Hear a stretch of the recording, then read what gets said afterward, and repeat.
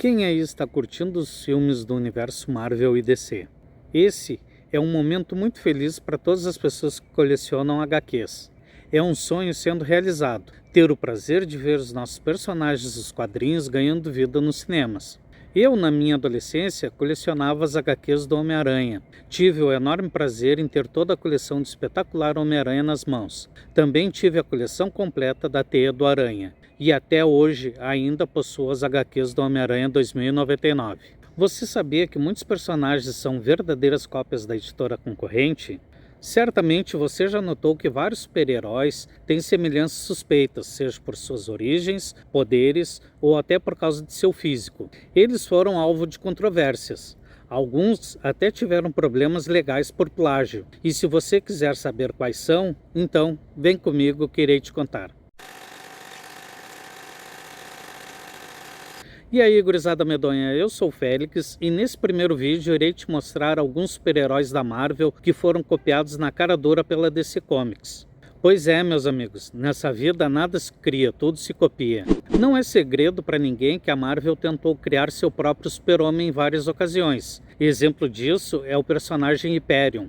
Mas, por sua vez, a DC Comics também fez sua parte tentando copiar o Capitão América. Entre tantas tentativas nasceram o Guardião, o Commander Steel e o General Glory. Mas vamos por partes. O Capitão América fez sua primeira aparição em março de 1941 e foi originalmente criado por Jack Kirby e Joe Simon. Surgiu antes mesmo da própria Marvel existir.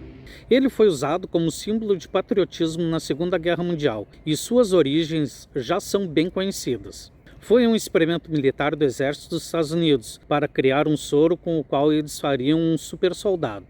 Uma de suas habilidades mais notáveis é a capacidade de usar um escudo de forma ofensiva e defensivamente, no mais puro estilo de um bumerangue. Por causa do sucesso do Capitão América, a DC não queria ficar para trás.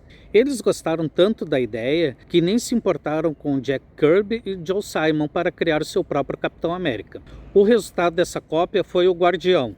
Esse caso é provavelmente o mais curioso e estranho de todos que eu vou mostrar hoje. O Guardião é um policial sem graça e sem poderes que apareceu pela primeira vez em 1942.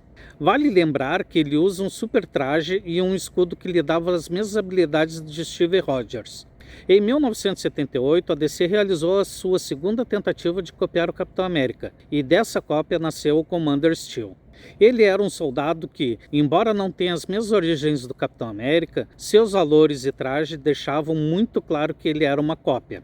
E finalmente a terceira tentativa de copiar o Capitão América foi em 1991, com a chegada nos quadrinhos do General Glory, que na verdade era uma paródia que exagerava os valores patrióticos de Steve Rogers. Parece que o General Glory não incomodou muito a Marvel, já que os dois heróis apareceram juntos em alguns quadrinhos. John Henry Irons é um brilhante engenheiro bilionário encarregado de projetar e vender armas para o governo. Bem suspeito, né? Mas se você pensou que esses atributos eram as únicas coisas que se pareciam com as características do Tony Stark, então confira o seguinte. Após a morte do Superman, John percebeu que Metrópolis estava afundando devido à guerra entre as gangues. Então, para detê-los, ele inventou uma poderosa armadura com os valores e ideais do Superman e foi até apelidado de Homem de Ferro. Como se isso não bastasse, a primeira aparição do Aço foi em 1993, enquanto o Homem de Ferro estreou em 1963, ou seja, 30 anos antes. Agora não há dúvidas de que eles se inspiraram muito no Homem de Ferro da Marvel para criar esse personagem.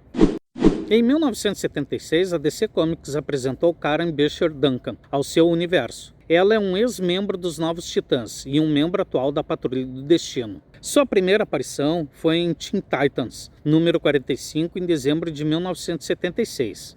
Karen adotou a identidade de abelha 3 edições mais tarde, tornando-se a primeira super-heroína afro-americana da DC Comics. A abelha originalmente não tinha superpoderes. As suas habilidades foram obtidas a partir de seu traje de batalha, superpoderoso e de alta tecnologia. O traje aumenta sua força, velocidade, vigor, resistência, agilidade, reflexos, atua como armadura e lhe permite voar e criar dolorosas explosões elétricas que são como picadas reais de abelha.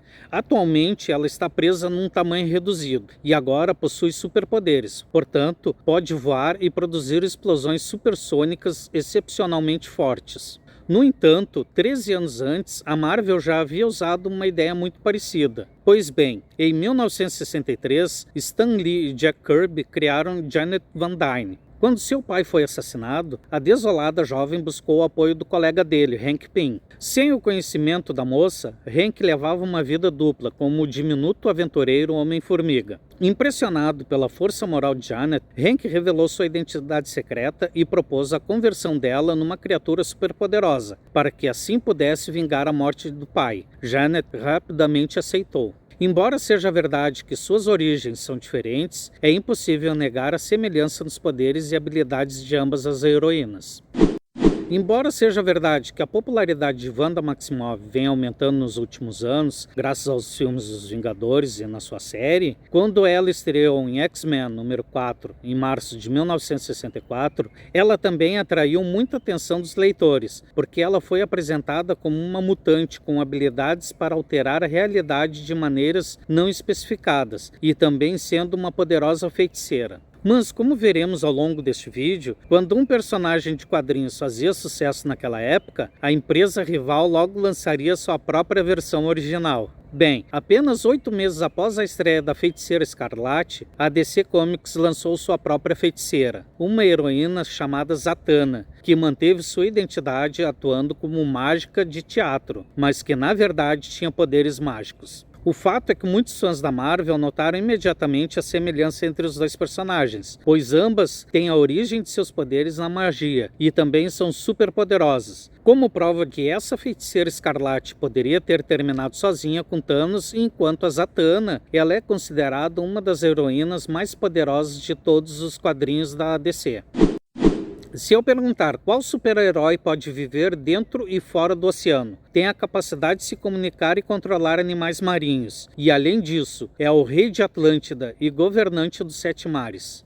Aquaman será a tua resposta, correto? Bem, você está errado, meu caro amigo, já que essa descrição é nada mais nada menos do que do Namor, um personagem criado por Bill Everett em 1939, tornando-o um dos super-heróis mais antigos da Marvel. Quanto ao Aquaman, ele saiu pela primeira vez na Morphin Comics em 1941, ou seja, 2 anos depois. E caso ainda não esteja claro, sim, ele é uma cópia do Namor, já que tem as mesmas habilidades, poderes e foi nomeado como o Rei dos 7 Mares. Infelizmente para o Namor, este é outro caso em que a cópia se tornou mais popular que o original. Em parte, acredita-se que seja devido ao carisma do Aquaman, e não estou falando da sua adaptação mais recente com o Jason Momoa. Eu estou falando daquela adaptação dele nos quadrinhos que mostra ele montando um cavalo marinho roxo. Mas bem, você acha que o Namor, que apareceu em Wakanda para sempre, poderá reconquistar seu trono como o verdadeiro rei de Atlântida e governante dos 7 mares? Ou você acha que a versão atual do Aquaman já é insubstituível? Deixe a sua opinião nos comentários.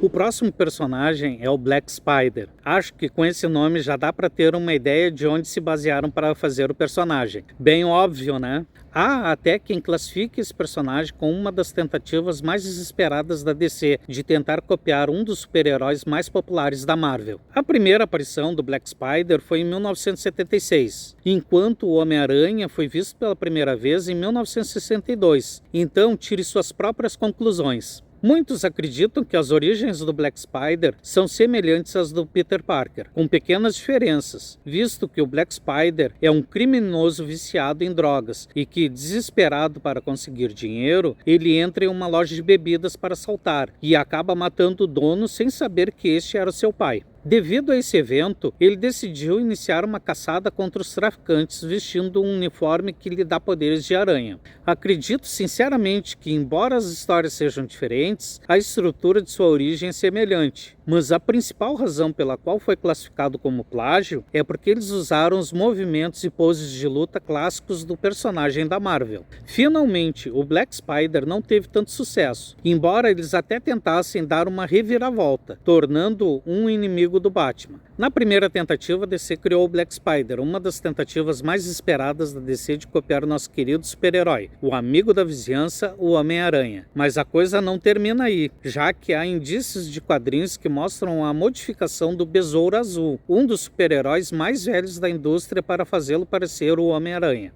Para você ver, o Besouro Azul foi criado em 1939. Na verdade, é muito mais antigo que o Homem-Aranha. No entanto, o Besouro Azul foi encarnado por 3 personagens diferentes ao longo de sua história: Dan Garrett, Ted Kord e Jaime Reyes. E apesar do fato de que o primeiro Besouro Azul não tinha nada a ver com o Aranha, os fãs começaram a notar algo estranho na segunda versão do Besouro Azul, já que era óbvio que as modificações feitas no traje de Ted Kord foram feitas para torná-lo mais parecido com o Aracnídeo. E enquanto a Reyes, ele é um adolescente muito inteligente que luta contra o mal e tem poses muito familiares. Alguns pensam que Stan Lee foi realmente inspirado pelo Besouro Azul para criar o Homem-Aranha, embora eu acho que a DC deve ter visto a popularidade do Aracnídeo e resolveu dar novos ares para o seu personagem. Vamos ver, uma coisa é se inspirar na sua concorrência para criar um personagem mais ou menos parecido, e outra coisa é pegar um personagem, copiar totalmente ele e mudar somente a cor. A questão é que em 2016 a DC não teve a menor vergonha na cara e criou o Leão Vermelho. Bem, apenas uma rápida olhada você pode perceber que é igual ao Pantera Negra da Marvel, que por sinal foi criado 50 anos antes, ou seja, em 1966. Mas se você pensou que a cópia terminou aí, você está muito errado, pois Matteo Blanc, o Leão Vermelho, é o líder de um país africano que, graças a uma armadura feita de um material super resistente chamado Prometheum, ganha habilidades sobre-humanas e garras afiadas. Além da cor vermelha, a outra diferença notável é que em seu traje possui uma juba, para que eles não pensem que ele é um Pantera Vermelha. Já que você assistiu o vídeo até aqui, que tal deixar um like para fortalecer o canal? E se você não for inscrito, já te inscreve e não esquece de ativar o sininho para receber uma notificação sempre que um novo vídeo for postado, pois eu sempre irei trazer novidades e curiosidades dos filmes e séries. Então eu vou encerrando por aqui e a gente se vê no próximo vídeo. Valeu, fui!